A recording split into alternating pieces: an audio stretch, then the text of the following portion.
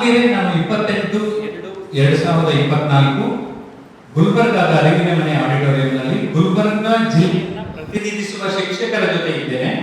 ಬೆಳಗ್ಗೆಯಿಂದ ಸಂಜೆವರೆಗೆ ನಾವು ಮಾರ್ಗದರ್ಶನ ಕುರಿತು, ಮನೋಭಾವ ಕುರಿತು, ಜೊತೆಗೆ ಪರ್ಸನಾಲಿಟಿ ಟ್ರಾನ್ಸ್ಫಾರ್ಮೇಶನ್ ಕುರಿತು ಕೆಲ ವಿಚಾರಗಳು, ಜೊತೆಗೆ ಸ್ವಲ್ಪ ಪ್ರೊಫೆಷನಲ್ ಹೆಲ್ಪ್ ಆಗುವಾಗ ಅಸೆಂಟಿವ್ ಕಮ್ಯುನಿಕೇಶನ್ ಬಗ್ಗೆ ಮಾತಾಡಿದ್ದೇವೆ. ಅದರ ಬಗ್ಗೆ ನಮ್ಮ ಶಿಕ್ಷಕರು ತಮ್ಮ ಅನಿಸಿಕೆಗಳನ್ನು ತಿಳಿಸಬೇಕು. ನಿಮ್ಮ ಹೆಸರು ಹೇಳಿಬಿಟ್ಟು ನಿಮ್ಮ ಅನಿಸಿಕೆ. ನನ್ನ ಹೆಸರು ರಾಘವೇಂದ್ರ ಹೆಲ್ಪೇಟ್ ಅಂತ, ಸರ್ಕಾರಿ ಪ್ರೌಢಶಾಲೆ ಭೀಮಲ್ಲೆಯಲ್ಲಿ ನಾಟಕ ಶಿಕ್ಷಕರ ಕೆಲಸ ಮಾಡ್ತಾ ಇದ್ದೀನಿ. ಸೊ ಬೆಳಗ್ಗೆಯಿಂದ ಇಲ್ಲಿವರೆಗೂ ನೋಡಿರುವಂತಹ ಈ ತರಬೇತಿಯಲ್ಲಿ ನನಗನ್ಸಿರುವಂಥ, ನಾನು ನಾಟಕ ಶಿಕ್ಷಕನಾಗಿರುವುದರಿಂದ ನನಗನ್ಸಿರುವಂಥ ಅನುಭವ, ಮೊದಲನೇದಾಗಿ ನನಗೆ ಸರ್ ತುಂಬ ಅದ್ಭುತವಾಗಿರುವಂಥ ನನಗನ್ಸಿದೆ. ನಾನು ನಾಟಕ ಶಿಕ್ಷಕನಾಗಿ ನಾನು ಕಂಡಿದ್ದೆ. ಒಬ್ಬ ಶಿಕ್ಷಕನಿಗೆ ಎಷ್ಟು ಆಕ್ಟಿವ್ ಆಗಿರಬೇಕು ಅನ್ನೋದು ಕಂಡುಕೊಂಡಿರೋದು ನಾನು. ಎರಡನೇದಾಗಿ ಒಬ್ಬ ಶಿಕ್ಷಕ ಶಾಲೆಯಲ್ಲಿ ಎಷ್ಟು ಹೊಸಮುಖಿಯಾಗಿರಬೇಕು ಅನ್ನೋದು ಸಹ ಪ್ರತ್ಯಕ್ಷವಾಗಿ ನಾನು ಗುರುಗಳ ಹತ್ರ ಬಂದೆ. ಮೂರನೇದೇನು ಅಂದರೆ ಪ್ರತಿಯೊಬ್ಬರ ಜೊತೆಗೂ ನಾವು ಯಾವ ರೀತಿಯಲ್ಲಿ ಅವರನ್ನು ಸಂಪರ್ಕಿಸ್ಬೇಕು, ಮಕ್ಕಳ ಜೊತೆ ಅವರ ಭಾವನೆಗಳ ಜೊತೆ ಹೆಂಗೆ ಸಂಪರ್ಕಿಸ್ಬೇಕು ಅನ್ನೋಂಥದ್ದು ಸಹ ಇವರು ಭಾಳ ಕ್ಲಿಯರ್ ಆಗಿ ಮಾತಾಡ್ತಾರೆ. ಅದು ತುಂಬ ಖುಷಿ ಕೊಡೋದು. ಆದರೆ ತುಂಬ ನನಗೆ ಭಾಳ ಖುಷಿಯಾಗಿದ್ದೇವೆ ಅನ್ನೋದು ನನಗೆ ನನ್ನ ಒಳಗೆ ತುಂಬ ಮಜಾ ಮಾಡುತ್ತೆ. ನಾನು ತುಂಬ ಮಜಾ ಮಾಡಿ ನಮ್ಮ ಭಾಗ ಮಜಾ ಅಂದರೆ ಫುಲ್ ಎಂಜಾಯ್ ಮಾಡಿ ನನ್ನೊಳಗೆ ನಾನು ತುಂಬ ಎಂಜಾಯ್ ಯಾಕೆ ಮಾಡೀನಿ ಅಂದರೆ ತುಂಬ ಅದ್ಭುತವಾಗಿರುವಂಥ ಕ್ಯಾರೆಕ್ಟರ್ ಆಗಿ ನಮ್ಮ ಸರ್ನ ನೋಡ್ತಾ ಅವರು ಹೇಳುವಂಥ ಮಾತ್ರ ಡೈಲಾಗ್ ಥರ ನಾನು ಆಲೋಚನೆ ಮಾಡ್ತಿದ್ದೆ. ಸೊ ನಾಟಕ ಶಿಕ್ಷಕರು ನಾಟಕ ಥರನೇ ಆಲೋಚನೆ ಮಾಡ್ತಾರೆ. ಸೊ ಆಮೇಲೆ ಡೈಲಾಗ್ ಭಾಳ ಬ್ಯೂಟಿಫುಲ್ ಆಗಿ ಡೈಲಾಗ್ ಹೇಳ್ತಾರೆ. ಆ ಡೈಲಾಗ್ ಹೇಗೆ ತೊಗೊಂಡ್ರೆ ಭಾಳ ಮಜಾ ಆಯಿತು. ನನಗೆ ಅದು ಭಾಳ ಖುಷಿ. So thank you so much. ಇದುವರೆಗೂ ಮಾತಾಡೋದು. ನನ್ನ ಹೆಸರು ದಸ್ತಗಿರಿ ಅಂತೇಳಿ, ಸರ್ಕಾರಿ ಪ್ರೌಢಶಾಲೆಯ ಬದಿಗರ ಬಿ ಸೇಡಲ್ ತಾಲೂಕ. ನಾನು ದೈಹಿಕ ಶಿಕ್ಷಣ ಶಿಕ್ಷಕನಾಗಿ ಕೆಲಸ ಮಾಡ್ತಿದ್ದೇನೆ. ಸೊ ಇವತ್ತಿನ ದಿವಸ ವ್ಯಕ್ತಿಯಲ್ಲಿ ಇರಬೇಕಾಗಿರ್ತಕ್ಕಂಥ ವ್ಯಕ್ತಿತ್ವ ವಿಕಾಸ ಯಾಕಾಗಬೇಕು, ಯಾಕೆ ಬೇಕು, ಪರ್ಸನಾಲಿಟಿ ಡೆವಲಪ್ಮೆಂಟ್ ಯಾಕೆ ಬೇಕು, ನಮ್ಮ ಜೀವನದಲ್ಲಿ ಏನು ಅವಶ್ಯಕತೆ ಅಂತಕ್ಕಂಥ ವಿಚಾರ ಗೊತ್ತಾಗಿರ್ತಕ್ಕಂಥ ಹಲವಾರು ವಿಚಾರಗಳನ್ನು ನಾವು ವಿದ್ಯಾರ್ಥಿಯೊಂದಿಗೆ ಕಾರಣಕ್ಕಾಗಿ ವಿದ್ಯಾರ್ಥಿಯೊಂದಿಗೆ ಯಾವ ರೀತಿಯಾಗಿ ವರ್ತನೆ ಮಾಡಿದ್ರೆ ಆ ಮಗುವಿನಲ್ಲಿ, ಆ ವಿದ್ಯಾರ್ಥಿಯಲ್ಲಿ ಯಾವ ರೀತಿಯಾಗಿರ್ತಕ್ಕಂಥ ಬೆಳವಣಿಗೆ ಆಗ್ತದೆ ನಾವು ಮಾತಾಡೋದು. ಮತ್ತು ವಿಷಯವನ್ನು ಯಾವ ರೀತಿ ಮಂಡನೆ ಮಾಡಬೇಕು, ವಿಷಯ ಮಂಡನೆ ಮಾಡೋದಕ್ಕಿಂತ ಮುಂಚಿತವಾಗಿ ಯಾವ ರೀತಿ ನಾವು ಟೈಮ್ ಸೆನ್ಸ್ ಇರಬೇಕು ಮತ್ತು ನಾಲೆಜ್ ತುಂಬಿರಬೇಕು. ಸರ್ ಹೇಳಿದ್ರು ಇದನ್ನು ತುಂಬಿರಬೇಕು. ಇದರಿಂದ ಉತ್ತಮವಾಗಿರ್ತಕ್ಕಂಥ ಭಾವನೆಯೊಂದಿಗೆ ನಾಲೆಜು, ಭಾವನೆ, ಭಾಷೆ, ವಿಚಾರವನ್ನು ಅಭಿವ್ಯಕ್ತಿಪಡಿಸ್ತಕ್ಕಂಥ ರೀತಿ, ಶೈಲಿ ಮತ್ತು ಇವನ್ ಬಾಡಿ ಲ್ಯಾಂಗ್ವೇಜ್, ವಿಷಯವನ್ನು ಕೈ ಗಟ್ಟಿ ಹಾಕೊಂಡು ಗಡಗಡ ಪದ್ಯ ಓದೋದು ಅರ್ಥ ಆಗಂಗಿಲ್ಲ. ಡ್ರಾಮಾ ಬಂದಾಗ ಡ್ರಾಮಾ ರೀತಿಯಲ್ಲೇ ಮಾಡಬೇಕು, ಡೈಲಾಗ್ ಹೇಳುವಾಗ ಡೈಲಾಗ್ ರೀತಿಯಲ್ಲೇ ಹೇಳಬೇಕು. ಈಗ ಸರ್ ಹೇಳ್ಬೇಕಾದ್ರೆ ಕೆಲವು ಆಕ್ಟಿವಿಟಿ ಮಾಡಬೇಕಾದ್ರೆ ವಿ ಆರ್ ನೇಷನ್ ಬಿಲ್ಡರ್ಸ್, ನಾವು ದೇಶವನ್ನು ಕಟ್ಟತಕ್ಕಂಥವ್ರು ಅಂತಕ್ಕಂಥ ಫೀಲಿಂಗ್ ಬಂದ ಕೈನೂ ಮೂಮೆಂಟ್ ಆಗ್ತಕ್ಕಂಥ. ಸೊ ಇದ್ರ ಜೊತೆಗೆ ಸರ್ ತಾಯಿಗಿರ್ತಕ್ಕಂಥ ಒಂದು ಪೇಷನ್ಸು, ತಾಯಿ ಯಾವ ರೀತಿ ಕೆಡಿಸ್ತಾಳ ಅದು ಬೇರೆ ಯಾರಿಗೂ ಕಲಿಸಕ್ ಆಗಂಗಿಲ್ಲ ಅಂತಕ್ಕಂಥ ವಿಚಾರವನ್ನು ಹೇಳಿದ್ರು. ನಾನು ಹಿಂದಿನ ತರಗತಿಯಲ್ಲಿ ಮಗು ಅಂತ ಹೇಳ್ಬೇಕಾದ್ರೆ ಹೆಣ್ಮಕ್ಳು ಎಷ್ಟು ಸ್ಟ್ರಾಂಗ್ ಇರ್ತಾರ, ಗಂಡು ಮಕ್ಕಳು ಸ್ಟ್ರಾಂಗ್ ಇರಂಗಿಲ್ಲ ಅಂತೇಳಿ ನಾನು ಗಂಡುಮಗಾಲು ಸಹಿತ ಅವ್ರ ಪರವಾಗಿರ್ತಕ್ಕಂಥ ವಾದವನ್ನು ಮಂಡಿಸಿದೆ. ಯಾಕಂದ್ರೆ ಈ ಭೂಮಿ ಮೇಲೆ ಒಂದು ಹೊಸ ಜೀವವನ್ನು ತರಬೇಕಾದ್ರೆ ನಮ್ಮ ದೇಹದಲ್ಲಿರ್ತಕ್ಕಂಥ 206 ಮೂಳೆಗಳು, 206 ಮೂಳೆಗಳು ಒಂದೇ ಬಾರಿ ಮುರಿದಾಗ ಎಷ್ಟು ನೋವಾಗ್ತದೋ ಅಷ್ಟು ನೋವನ್ನು ಸಹಿಸಿಕೊಂಡು ಹೊಸ ಜೀವನ ಭೂಮಿ ತರ್ತಾರೆ ಅಂತೇಳಿ ಆ ಪೇನ್ ನಮ್ಮಿಂದ ಆಗಲಿಲ್ಲ ಅಂತೇಳಿ ನಮ್ಮ ಹುಡುಗ ವಾದ ಮಾಡ್ತಿದ್ದ ವಿಷಯವನ್ನು. ಸೊ ಈ ರೀತಿ ಅಂತ ಹೇಳಿದಾಗ ಇರ್ಬೋದು, ಸತ್ಯ ಇರ್ಬೋದು ಅಂತ ಮಾತಾಡ್ತೀವಿ. ಸುಮಾರು ಟೈಮ್ ನಾನು ಮಗುವಿಗೆ ಏನೋ ಬಹಳ ನೋವಾಗಿ ಅಥವಾ ಏನೋ ಫೀಲಿಂಗ್ ಇದಾದ ತಕ್ಷಣ ಯೂಸ್ಲೆಸ್ ಅಂತ ಹೇಳ್ಬಿಟ್ಟಿದೆ. ಸರ್ ಹೇಳಿದ್ರು ಯೂಸ್ಲೆಸ್ ಅಲ್ಲ, ಯೂಸ್ಲೆಸ್. ಅವರು ನೀವು ಸರಿಯಾಗಿ ಬಳಕೆ ಮಾಡ್ಕೊಂಡಿಲ್ಲ, ಅದಕ್ಕಾಗಿ ಅವ್ರು ಯೂಸ್ಲೆಸ್ ಆಗಿಲ್ಲ. ನಾನು ಇನ್ನು ಮುಂದೆ ಫ್ಯೂಚರ್ದಲ್ಲಿ ನಾನು ಯೂಸ್ಲೆಸ್ ಅಂತಕ್ಕಂಥ ಬಿಟ್ಟು ಸರಿದಾರ್ತಕ್ಕಂಥ ಪ್ರಯತ್ನ ಮಾಡ್ತೇನೆ.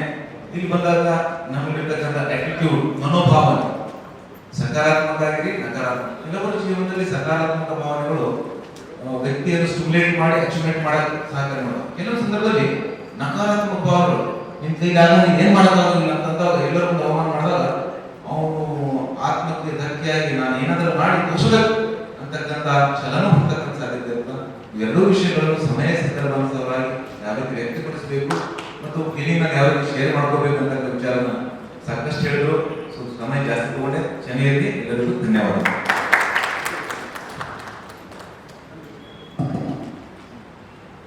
ರಸಿಕನಾಡಿದ ಮಾತು ಶಶಿವದಿಸಿದಂತೆ ಆತ್ಮ ಸರ್ವಜ್ಞರು ಒಂದು ಕಡೆ ಬಹಳ ಅದ್ಭುತವಾಗಿರುವಂಥ ಮಾತನ್ನ ಹೇಳ್ತಾರೆ.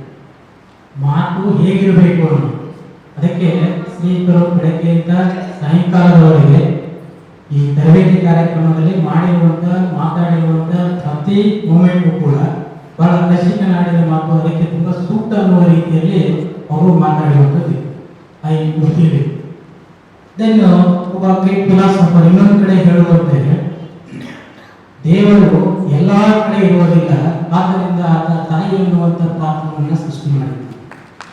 ದೇವರು ಎಲ್ಲ ಕಡೆ ಇರುವುದಿಲ್ಲ, ಆದ್ದರಿಂದ ಆತ ತಾಯಿ ಎನ್ನುವಂಥ ಪಾತ್ರವನ್ನ ಸೃಷ್ಟಿ ಮಾಡಿದ್ದಾನೆ. ಬಿಕಾಸ್ ಏಕೆ ಆ ಮಾತನ್ನ ಹೇಳ್ತಾರೆ ಮಹಾನ್ ಜ್ಞಾನಿಗಳು ಅಂತಂದ್ರೆ ತಾಯಿಯಲ್ಲಿರುವಂಥ ಸದ್ಗುಣಗಳು ಬೇರೆ ಯಾರ ಹತ್ರನೂ ಕಾಣಕ್ ಸಾಧ್ಯನೇ ಇಲ್ಲ. ಹಾಗೆ ತಾಯಿಯೂ ಕೂಡ ಎಲ್ಲ ಕಡೆ ಇರುವುದಿಲ್ಲ. ಹಾಗಾಗಿ ಇಂಥ ಕಾರ್ಯಕ್ರಮದ ರೂಪದಲ್ಲಿ ಶ್ರೀವಿದ್ಯರ ಜಾಗದಲ್ಲಿ ಇಂಥ ಪಾತ್ರವನ್ನ ಸೃಷ್ಟಿ ಮಾಡಿದ್ದಾರೆ ಅಂತ ನನ್ನ ಅನಿಸುತ್ತೆ.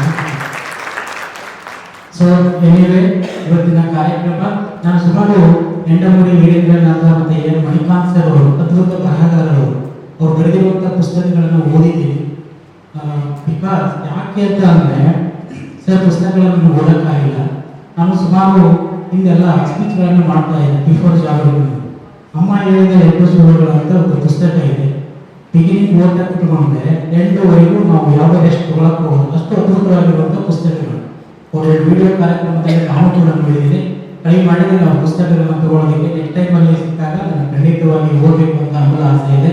ಸೊ ಇವತ್ತಿನ ತರಬೇತಿ ಕಾರ್ಯಕ್ರಮ ಶ್ರೀಯುತರು ಪಟ್ಟಂತ ಒಂದು ಅದ್ಭುತವಾಗಿರುವಂತಹ ವಿಶೇಷ ಇದನ್ನೇ ಚೇತನ ಎಂದರೆ ತಪ್ಪಾಗಲ್ಲ. ಮರುಭೂಮಿಯಲ್ಲಿ ಸಿಕ್ಕ ಓಎಸ್ಎಸ್ನಂತೆ ಇವತ್ತಿನ ಕಾರ್ಯಕ್ರಮ ನಮಗೆ ತುಂಬಾ ಯೂಸ್ಫುಲ್ ಆಗಿದೆ ಅಂತ ಹೇಳಿ ನನ್ನ ಮಾತುಗಳನ್ನು ಮುಗಿಸ್ತೇನೆ.